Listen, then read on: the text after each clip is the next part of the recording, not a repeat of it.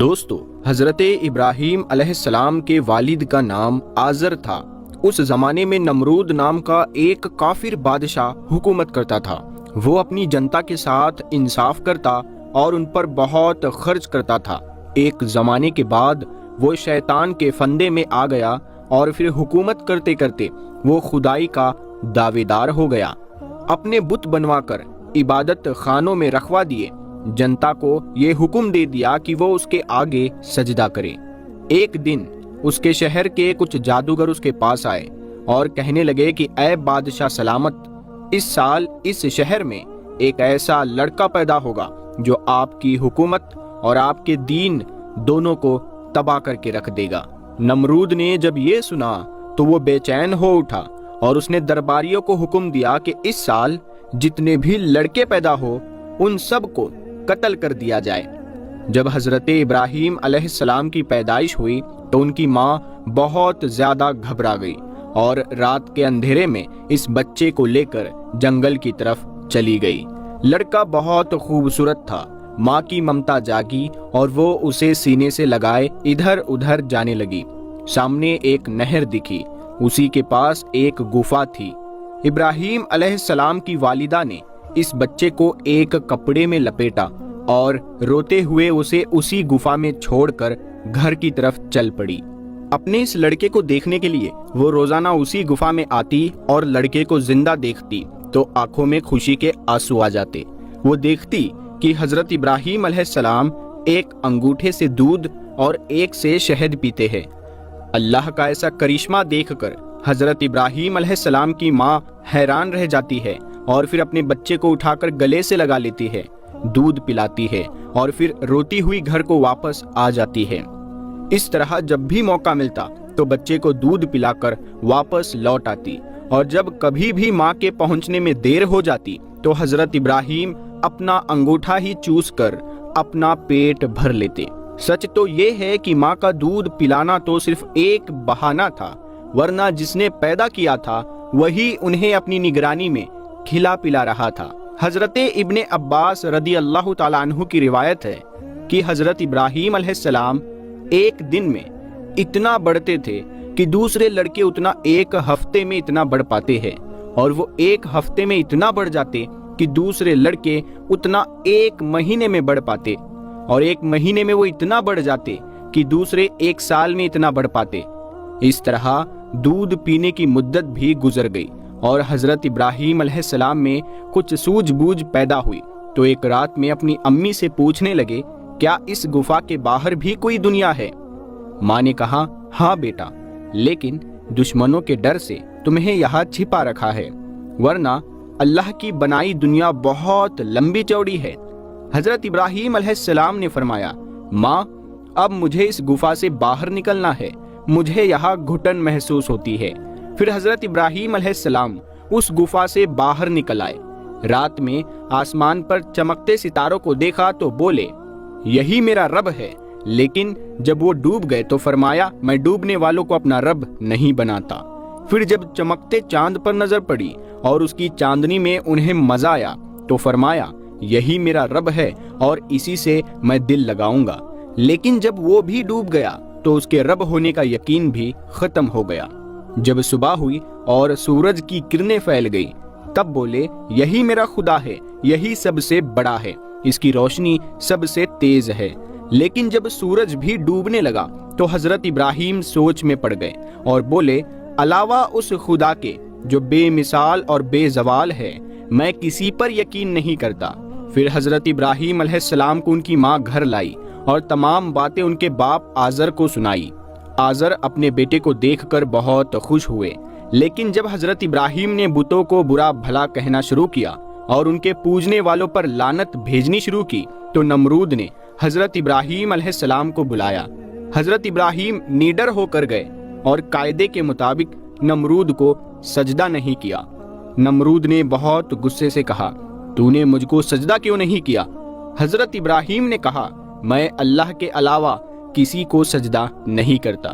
نمرود نے کہا، تیرا خدا کون ہے اور کیا کہتا ہے؟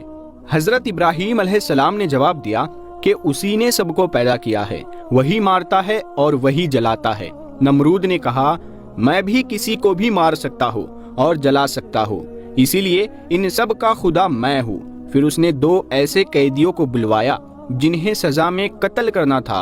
उनमें से एक कैदी को उसने मरवा दिया और एक को आजाद कर दिया। फिर उसने कहा, देखो इब्राहिम, मैंने एक को जिंदगी दी और एक को मार डाला। अब देखो, लोगों को जिंदगी और मौत देना मेरा काम है। हजरत इब्राहिम अलैहिस्सलाम समझ गए कि नमरूद लोगों को बेवकूफ बनाना चाहता है। इसीलिए हजरत इब्राहिम अलैहिस्सलाम ने कहा, ऐ नमरूद, मेरा अल्लाह सूरज को रोजाना पूरब से निकालता है। अब अगर तू सच्चा है तो इस सूरज को पश्चिम से निकाल कर दिखा। हजरत इब्राहिम अलैहिस्सलाम का ये जवाब सुनकर नमरूद और उसके दरबारी हक्का बक्का रह गए। उन्हें समझ नहीं आ रहा था कि अब इब्राहिम अलैहिस्सलाम को क्या जवाब दे। एक दिन हजरत इब्राहिम अलैहिस्सलाम ने अपने बाप आजर से पूछा, ऐ वालिद, ये कैसी मूर्तियां हैं जिनकी तुम पूजा करते हो और रात दिन उनके आगे सजदे करते हो? आजर ने कहा, ऐ इब्राहिम, यही हमारे खुदा है। हजरत इब्राहिम अलैहिस्सलाम ने फरमाया, ऐ वालिद, क्या आप ऐसे पत्थरों की पूजा करते हो जिनके ना कान हैं ना आंखें और जो ना तुमको फायदा पहुंचा सकते हैं और ना ही नुकसान? आजर ने लाजवाब होकर कहा, ऐ इब्राहिम, अगर तू हमारे खुदाओं को नहीं मानेगा तो बहुत सख्त सजा पाएगा और लोग तुझे पत्थरों से मारेंगे। इसके बाद हजरत इब्राहिम ने यह पक्का इरादा कर लिया कि वो लोगों को बता देंगे कि इन बुतों को लोगों के अच्छे बुरे की कुछ खबर नहीं और उनके पूजने में किसी को कुछ फायदा नहीं। नमरूद की कौम की आदत थी कि जब ईद का दिन आता तो हर आदमी अच्छा लिबास पहनता और अच्छे अच्छे खाने पकाकर बूतों के सामने रखकर ईदगाह चला जाता। जब ईद का दिन आया तो सब ने हजरत इब्राहिम अलैहिस्सलाम को भी ईदगाह साथ चलने को कहा। हजरत इब्राहिम ने सितारों की तरफ देखकर कहा, मैं कुछ बीमार हूँ, इसीलिए तुम्हारे साथ नहीं जा सकता, तुम चले जाओ। जब सब लोग ईदगाह चले गए तो हजरत इब्राहिम उन मूर्तियों के पास पहुंच गए और उनसे मजाक में कहा, ऐ बूतों और मूर्तियों, ऐसा अच्छा खाना जो तुम्हारे सामने रखा हुआ है उसे तुम लोगों ने अभी तक क्यों नहीं खाया? दोस्तों, वो पत्थर के बुत भला क्या बोलते और क्या जवाब देते? जब बूतों ने कोई जवाब ना दिया तो फिर इब्राहिम अलैहिस्सलाम ने गुस्से में एक कुल्हाड़ी उठाई और सारे बुतों को तोड़ डाला। किसी के हाथ काटे और किसी का कान, मगर उस जगह पर जो सबसे बड़ा बुत था उसको कुछ भी ना किया और सारी छोटी मूर्तियां जो छोटी छोटी थी उनको तोड़ने के बाद कुल्हाड़ी उस बड़े बुत के गले में डाल दी और बुत खाने का दरवाजा बंद करके जल्दी से अपने घर आ गए। लोग जब ईदगाह से लौटकर बुत खाने में दाखिल हुए तो अंदर का मंजर देखकर हैरान रह गए। किसी मूर्ति का हाथ टूटा है, किसी का पैर, किसी का कान नहीं है तो किसी की खोपड़ी ही गायब है और सब बड़ी जिल्लत से जमीन पर पड़े हैं। ये देख लोगों के मुंह से निकला कि किस जालिम ने हमारे बुतों का ये हाल किया है। उन दिनों हजरत इब्राहिम अलैहिस्सलाम हमेशा लोगों के सामने बुतों को बुरा भला कहा करते थे, इसीलिए सबको यकीन हो गया कि ये सब हजरत इब्राहिम अलैहिस्सलाम ने ही किया है। सब लोग बहुत गुस्सा थे और फिर सब हजरत इब्राहिम के घर पहुंचे और इस तोड़ फोड़ के बारे में सवाल किया। तो हजरत इब्राहिम अलैहिस्सलाम ने लोगों को समझाने के वास्ते कहा, ऐ लोगों, ये मैंने नहीं बल्कि बुत खाने के सबसे बड़े बुत ने ही सारी मूर्तियों को तोड़ा है, तभी तो उसके गले में कुल्हाड़ी लटक रही है। लोगों ने कहा, ऐसा कैसे हो सकता है? बुत तो पत्थर के हैं, वो अपनी जगह से हिल भी नहीं सकते। ये सुनकर हजरत इब्राहिम अलैहिस्सलाम ने कहा, ऐ लोगों, मैं तुम्हें यही तो समझाना चाहता हूँ कि इन बुतों में कोई जान नहीं है, ये सब पत्थर है। हमारा असली खुदा अल्लाह है, उसी की इबादत किया करो, इन बुतों की इबादत से बाज आ जाओ। जब कौम के लोगों ने इब्राहिम अलैहिस्सलाम का ये जवाब सुना तो गुस्से में नमरूद के पास पहुंचे और फरियाद की कि इब्राहिम ने हमारे बुतों को तोड़ा है, इसीलिए आप उन्हें सख्त से सख्त सजा दें। नमरूद ने हजरत इब्राहिम को बुलाने के लिए आदमी भेजा और बहुत गजब और गुस्से से अपने पास बुलवाया। भरे दरबार में जब नमरूद ने हजरत इब्राहिम अलैहिस्सलाम से बूतों को तोड़ने के बारे में सवाल किया تو یہاں بھی ابراہیم علیہ السلام نے وہی جواب دیا کہ یہ تو ان کے بڑے بت نے کیا ہے۔ پھر حضرت ابراہیم علیہ السلام نے فرمایا کہ اے لوگو، ایسا انسان تو سب سے بڑا جاہل ہے جو ان بے زبان پتھر کے بتوں کی پوجا کرے۔ اس وقت حضرت ابراہیم علیہ السلام نے اتنی اچھی طرح لوگوں کو سمجھایا کہ اسی دربار میں بہت سے لوگ مسلمان ہو گئے۔ نمرود نے جب یہ معاملہ دیکھا تو حکم دیا کہ ابراہیم کو جیل میں قید کر دیا جائے، ورنہ یہ لوگوں کو پریشان کریں گے۔ لیکن کافروں نے مطالبہ کرنا شروع کر دیا کہ ابراہیم کو آگ میں جلاؤ، تبھی ہمارا غصہ ٹھنڈا ہوگا۔ نمرود کے حکم پر پہاڑ کے پاس 160 گز کا مکان بنایا گیا۔ ڈھیر ساری لکڑیوں کو جمع کر کے اس میں آگ لگائی گئی۔ آگ کے شعلے اتنے بلند ہوئے کہ اس کے اوپر سے پرندے بھی اڑنے کی ہمت نہ کر سکتے تھے، اور نہ کوئی آدمی اس آگ کے نزدیک جا سکتا تھا۔ وہ آگ اتنی تیز جلائی گئی تھی کہ کوئی اس کے پاس بھی جاتا تو جل جاتا، کیونکہ ساری لکڑیوں کو ایک ہی وقت میں آگ لگائی گئی تھی، اسی لیے آگ کی لپیٹ اور زیادہ تیز تھی۔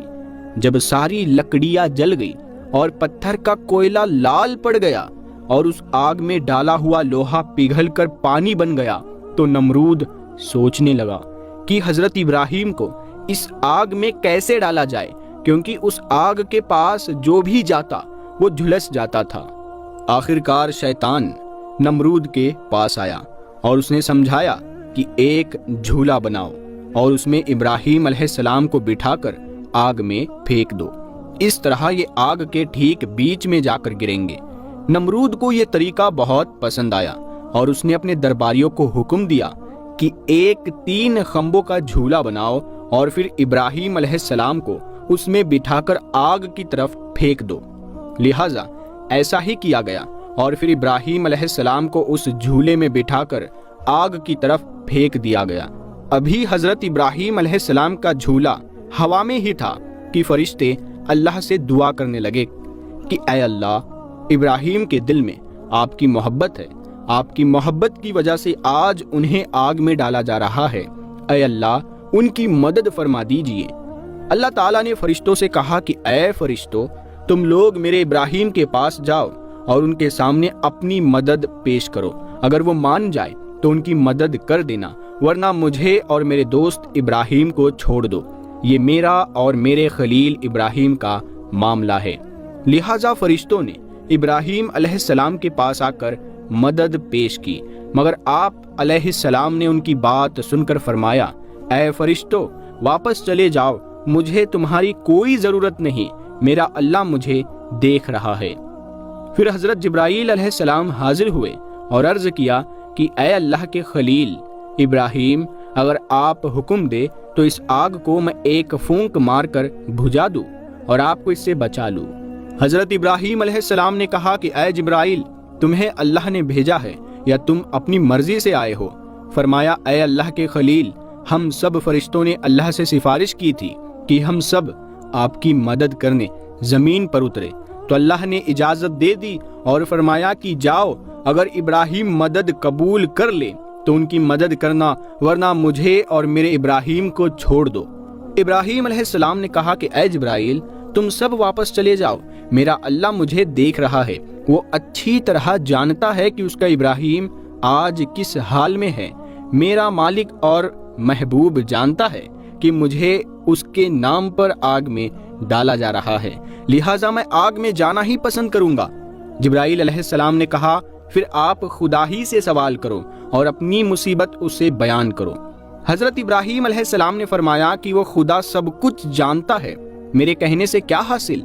اس طرح جب اللہ نے دیکھ لیا کہ ابراہیم توحید اور مجھ پر بھروسہ کرنے میں قائم ہیں، تو اللہ نے آگ کو حکم دیا، اے آگ ٹھنڈی ہو جا اور میرے ابراہیم کے لیے ایک سلامتی کی چیز بن جا۔ حضرت ابراہیم علیہ السلام پورے 7 دنوں تک اس آگ میں رہے، اور اس بیچ ان کے لیے جنت سے حضرت جبرائیل کھانا لے کر آتے تھے۔ جب 7 دن گزر گئے تو قوم کے لوگوں نے چاہا کہ دیکھے کہ آگ بجھی ہے یا نہیں۔ نمرود بھی ایک اونچے محل پر چڑھ کر روزانہ اس آگ کو دیکھا کرتا تھا، کیونکہ اسے ڈر تھا کہ کہیں ابراہیم علیہ السلام زندہ نہ بچ جائے، اسی لیے کہ اگر وہ صحیح سلامت واپس آ گئے تو مجھ پر اور میرے ملک پر बड़ी ही आफत आ जाएगी। जब कभी वो अपने दिल की बात